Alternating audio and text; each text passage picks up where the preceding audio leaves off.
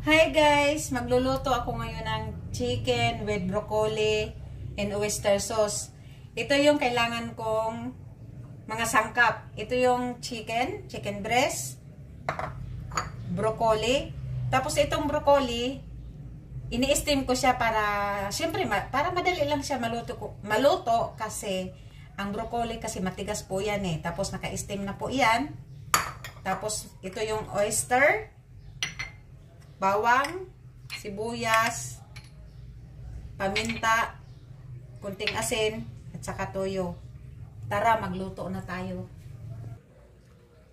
Ngayon guys, maglagay na ako ng mantika. Yan.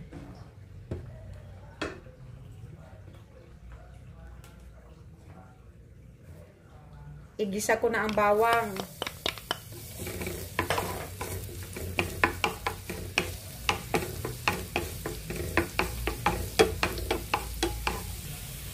Ngayon, isunod ko na ang sibuyas.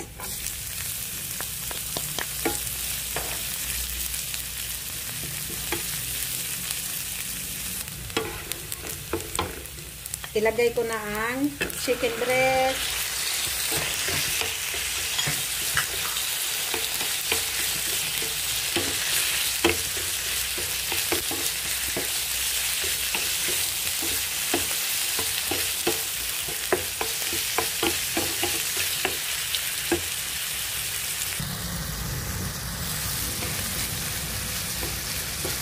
Kailangan ko na siyang titimplahan kasi nag-brown na yung manok. Kasi pag nag-isa tayo, bago natin titimplahan, kailangan mag-brown ang manok para mawala yung lansa. Ito yung asin, pamintang powder, toyo,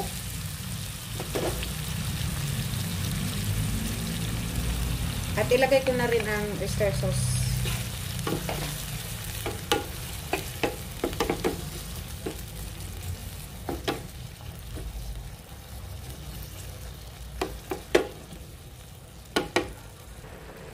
Takpan ko muna siya para madali maluto. Ilagay ko na yung broccoli. Kasi luto na yung manok. Yan na siya.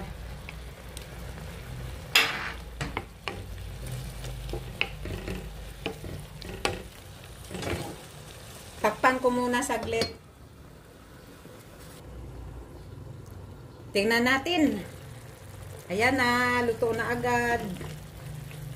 Kasi nga, naka-steam yung aking broccoli. Ayun, okay na to siya guys. Ang sarap nito. Thank you for watching. Bye!